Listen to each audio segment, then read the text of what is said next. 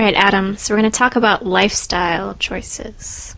First question for you is, would you rather have a roommate or live alone? I've had some really good experiences with roommates, but right now I live alone, and I really enjoy to have my own space, and I like to keep it a certain way. I'm kind of a clean person, so I'd probably choose to live alone. Okay, that leads me to my next question, which is house or apartment. So if you choose to live alone, would you like a house or an apartment? I'd love to live in a house. Right now I live in an apartment, and it's okay, but yeah, I really like the outdoors, and like to have a yard or a small garden or something would be great. So I love like privacy. I like to play my music really loud or something. So in a house maybe I could do that, and in an apartment it's a bit difficult. So a house usually means pretty big commitment of like where you're living. So if you could have a house anywhere, where would it be?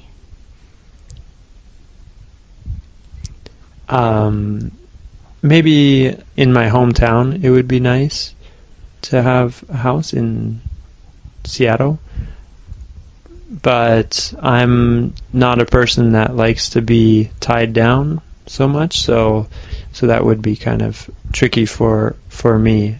Apartments are also nice too because you don't have the upkeep and the responsibility that you might have with a house, so that is nice. I wish I could just have a house and just move it with me wherever I go. So if you could move that house anywhere, would it be like a town or a city? Like, what do you prefer? I definitely live outside of the city, but close enough to where I could commute within like 20 minutes, 30 minutes to be able to go shopping and do my everyday life. But I like peace and quiet and nature, so definitely outside of the hustle and bustle of the big city. So how about pets? Would you like to have a pet or not have anything or one live in your house? I love animals. I have always wanted to have a dog or really any sort of pet, but I move so much that it makes having a pet difficult, so I've never really had one.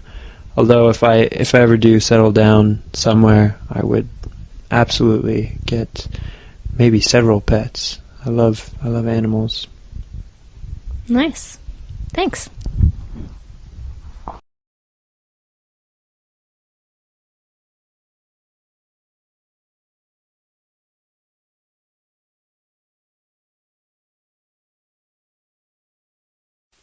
So, Anna, Portugal is not a very big country, is it? No, it's not. We're actually quite small compared to most countries in the world. But you're next to some pretty big countries in Europe, right? You're next to Spain and France and Germany, which are all bigger countries. Yeah, we are. Right by Spain. Spain is so much bigger than Portugal, and it kind of covers some of the Portuguese borders, so it's very interesting. Okay, yeah, I've even heard Portugal being referred to as a province of Spain. What do you think about that?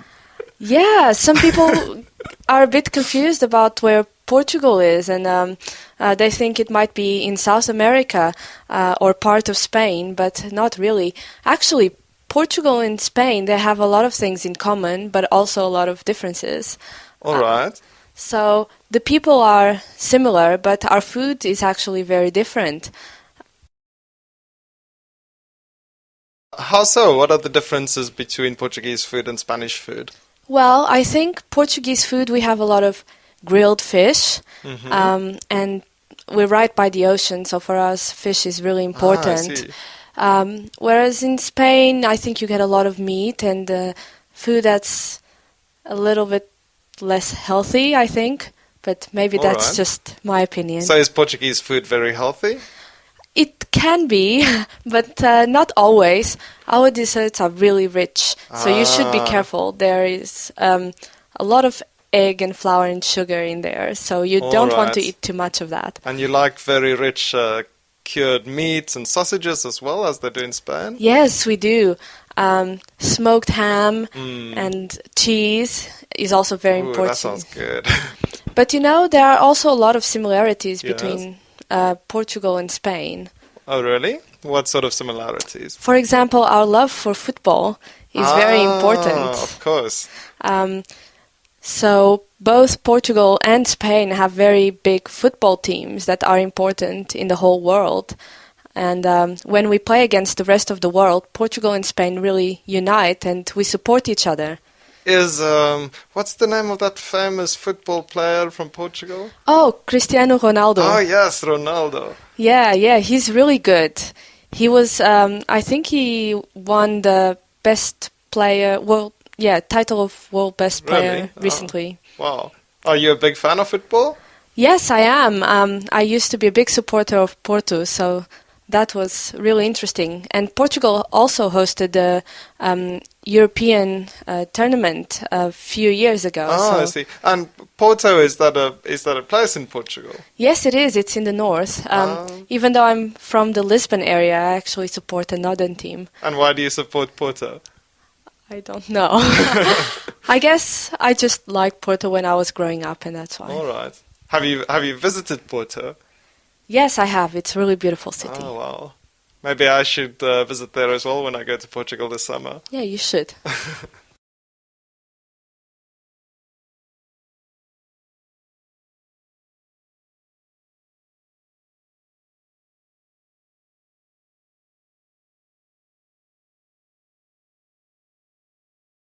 So Anna, I was wondering, are you familiar with the term inferiority complex? Yes, I think I've heard it before. Well, sometimes when a person feels he's not quite as good as other people at something, then he can feel inferior or not as good. But this is also true for countries sometimes. For example, if there's a very small country and it's next to a very big country, such as Portugal and Spain, would you say that's the case in your country? That's interesting. I think that's definitely the case in our country. Spain is a big country, and in terms of the economy, they've been doing a lot better than Portugal recently. And actually, we're starting to get a lot of products from Spain. So things that used to be produced nationally before now are being imported from Spain. And I see. also, in terms of other things like banks, a lot of our major banks in Portugal are Spanish now. And a lot of Portuguese students are moving to Spanish universities because the education is better there. Really? But you have some very old universities and a very old tradition or academic tradition in Portugal as well, don't you? Yes, we do. And actually, our universities are full, but I think the problem is that they're not growing enough, so there aren't enough places for Portuguese students in our universities, so many of them are moving to Spain. It's very interesting, but also a little bit sad that we can't provide the education that these students need nowadays. I see. If you look at Portugal on the map, you can see it's much smaller than Spain. What about the population? How many people live in Portugal? I think we have about 11 million people. 11 million people. Yeah, so it's not very big, but actually it might have changed in the last few years because so many Portuguese people are moving to other countries around the world since the credit crash and everything that's been happening with the economy. There haven't been a lot of jobs in Portugal. All right. I read a story in the newspaper of the Minister of Foreign Affairs or the Minister of the Economy in Portugal advised young Portuguese people to leave the country and find jobs elsewhere because there are no jobs for young Portuguese people. Is that true? Yes, that was a big scandal actually because the government recommended young Portuguese people to move to other countries when in fact we think that they should be creating jobs in Portugal for new people. So people were quite angry, or how was that? I think people were people's quite reactions to angry. It's a reality though. So many people are, so many young people are moving overseas.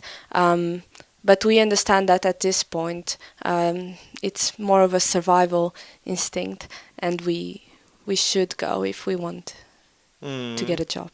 And then maybe do young people who leave the country want to come back and work in Portugal again when the economy is better? Yes, I think so. I think most people want to go back to Portugal, but I think we might have to wait a few years before things are back on track.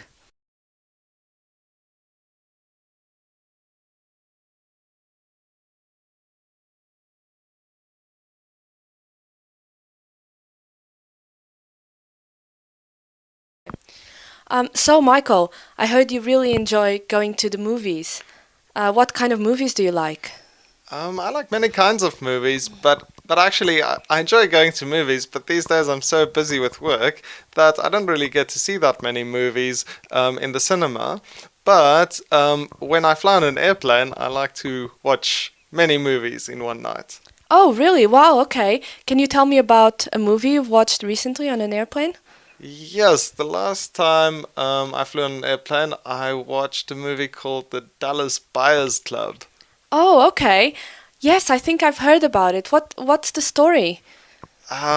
Well, it's about HIV and AIDS, and it's basically about the early years of drug or new drug treatments for people with AIDS, and the story is about an American guy in Dallas or in Texas. Yeah, Dallas in Texas, yeah. Oh yes, sorry, I don't. I'm from South Africa, so my knowledge of America isn't that great.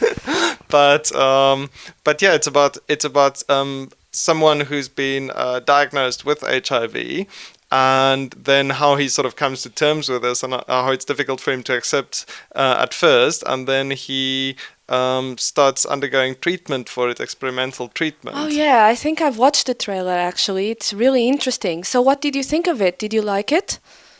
Yes. I thought it was a very good movie, and it deals with some difficult topics or some maybe upsetting topics, but overall it was a very interesting movie to watch, and I think the acting is also very good in this movie. Do you know the name of the actor? I forgot his name.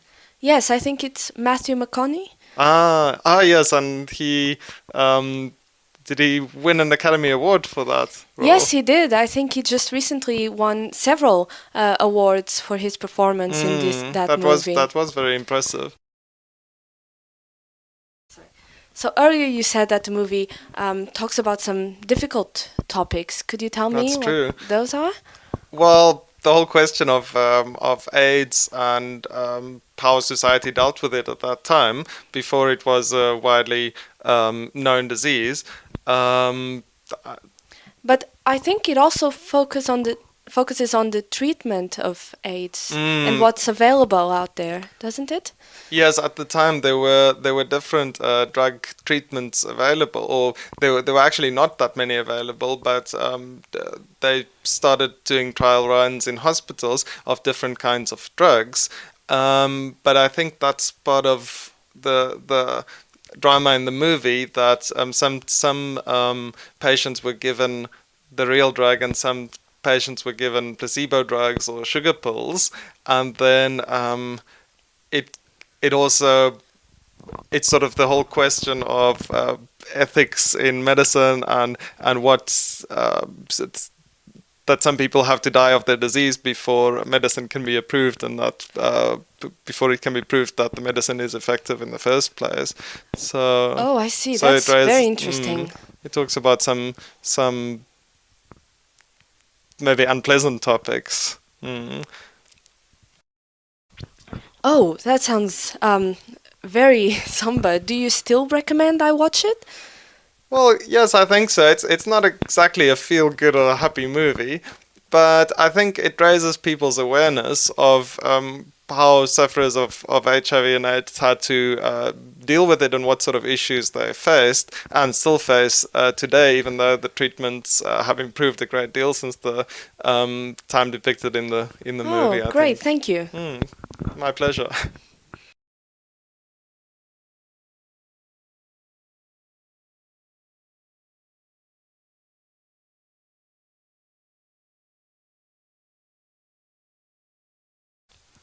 So, Anna, you're from Portugal, right? Yes. I was wondering, I really like movies. Are there any good Portuguese movies that you can recommend? Well, actually, now that you mention it, there is a really nice Portuguese movie that came out recently, I think last year. Oh, really? Yes, it's called The Golden Cage. The Golden Cage. Yes, it was actually filmed in French and Portuguese because right. it's about a Portuguese family living in France. So you can have it both in Portuguese and in French. It's very interesting. Okay, and what's the story about? Well, a lot of Portuguese people have had to move to different European countries to find jobs. So it's about one of these families, and the main couple, they moved to France to find jobs, and now they, I think 14 years have passed, and they have 2 children. All right. And the children were born in France and raised French, Portuguese, and it's about their internal conflict about their identities and whether they are French or Portuguese. So actually the family is given the opportunity to go back to Portugal, so they need to think about the pros and cons of leaving France, all the friendships that they have created, the jobs that they have, in contrast to... Yes. And this seems like an issue that many people will be able to identify with, because there are many people leaving the country these days because of economic reasons, right? Yes, I think so. I talked to some of my friends about it, and my friends that are in Portugal, they think it's quite a funny movie, but my friends who've left the country, they actually cried a lot during the movie because they could identify with the feelings of loneliness and being away from your country, your culture, your family. So you live outside of Portugal. How did you feel when you watched this movie?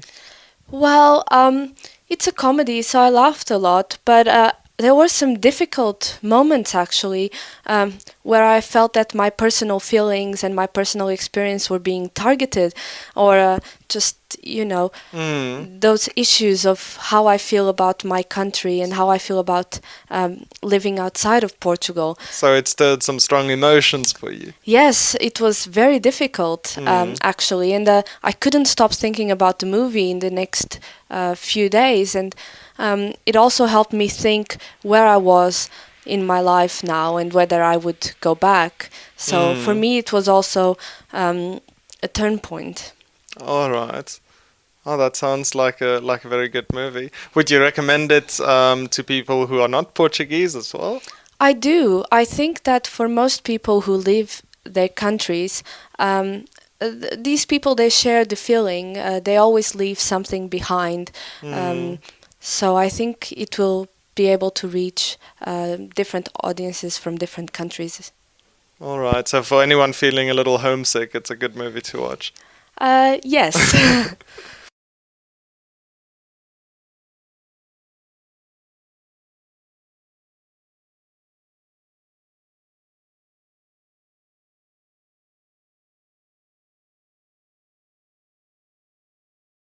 So Rory, do you think holidays these days, do you think they're too commercial? What do you think? I mean, they are really commercial, aren't they? Like Christmas, especially. It seems to start earlier and earlier every year. So now you hear Christmas songs like in November, maybe true. even October, and the stores start to have decorations. Is it too commercial? I don't know. I love Christmas, so I love all the Christmas lights. Okay. But there is a lot of pressure on people to spend a lot of money at Christmas. That's true. I think I'm with you on that. I love Christmas. I love everything that comes with it. The songs, the food, the family time. Yeah. So I can't really complain about it. But I think the calendar year has just become one big holiday thing where you start off in, you start whenever. December, Christmas finishes, and we're already looking forward to Valentine's Day. Right. Valentine's Day finishes, Easter, St. Patrick's Day. Yeah. So it's like one continuous holiday coming up right after the other. Yeah. So and things like St. Patrick's Day. When I was a kid, my family's Irish. Oh. we never celebrated St. Patrick's Day at all. I mean, nothing. Didn't even talk about it. But now all the pubs and the bars have promotions. The restaurants have promotions. You know, you're buying green beer. People are wearing funny hats. It seems to me like completely a commercial holiday. That's true. It doesn't seem to be related to St. Patrick at all. That's true. That's true. Why do you think it's becoming more and more like that? I guess that companies just see it as a way to sell more products. Mm-hmm.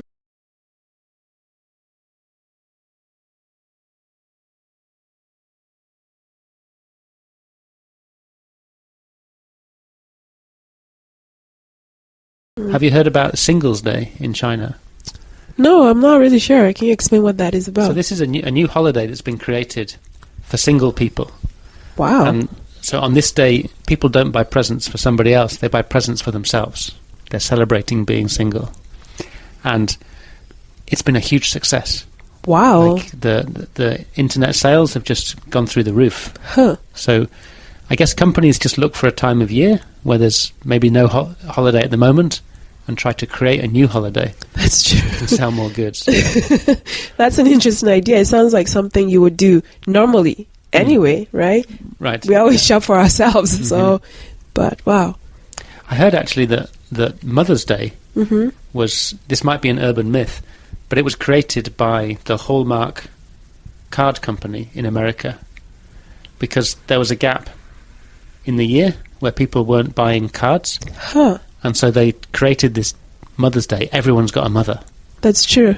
And if they create this Mother's Day, everyone's going to feel obliged to buy a card for their mother. That's true. And now it's I don't know if it's true, but that's what I heard. But I say it's true because I think it's a huge hit in a lot of countries, actually. Yeah. And it's spreading more and more to different countries every year. Yeah. So these companies are definitely onto something. Yeah. They know what they're doing. Right. Right? So what should we do? I can't boycott Christmas because I love Christmas too much. But maybe we could boycott some of these other days. Maybe. Or just celebrate it in a way that's less commercialized. I guess we don't always have to buy big things. What about quality time? Yeah. Spending time with family, with friends, and just appreciating them in different ways than what we would think of just shopping or gifts and presents. Yeah, that material sounds like things. a Yeah. nice idea. Yeah, I think so. We'll save us some money, definitely. Yeah. Right?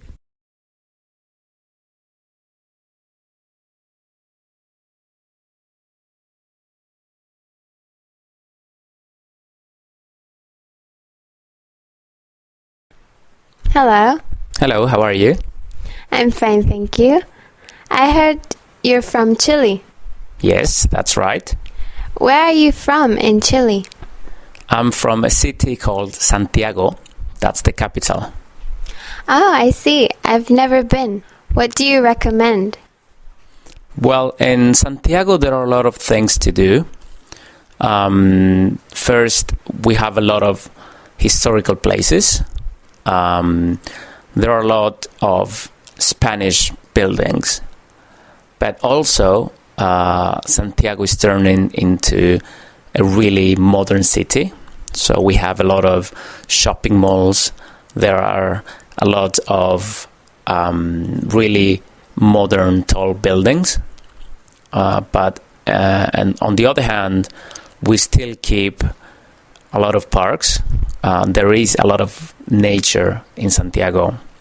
And since Chile is so narrow, there is also the Andes Mountains right next to the city. So that is really, really nice. I see. How's the food?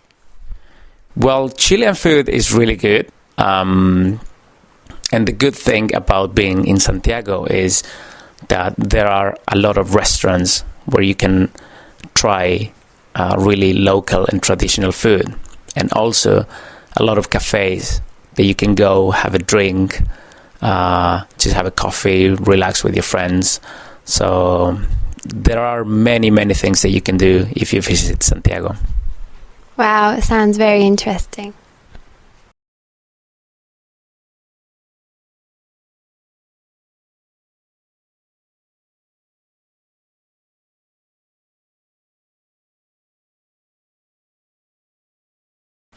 So, you're from Chile.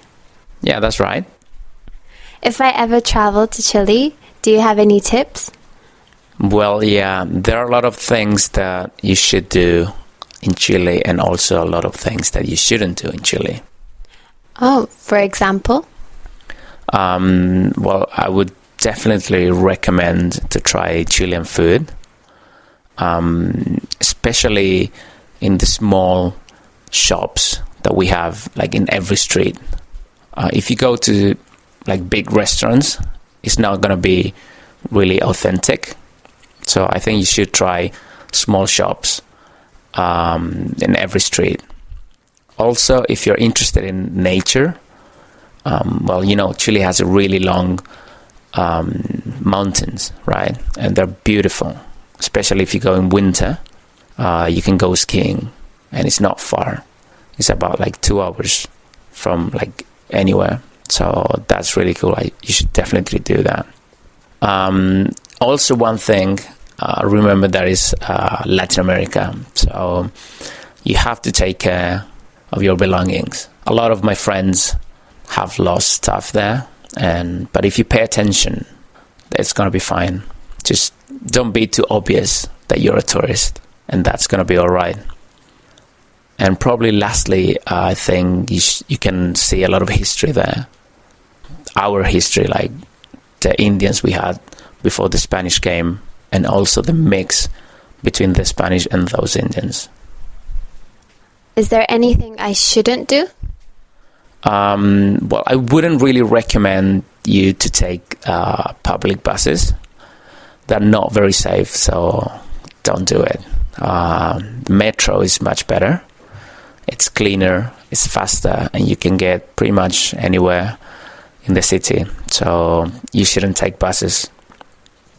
And also you should avoid downtown during nighttime. It's quite dangerous, I think, as any other big city. It is like any other city in the world. It's kind of dangerous when you go downtown at nighttime. So I think those would be my tips for you. I see. I'll keep that in mind. Thank you. You're welcome.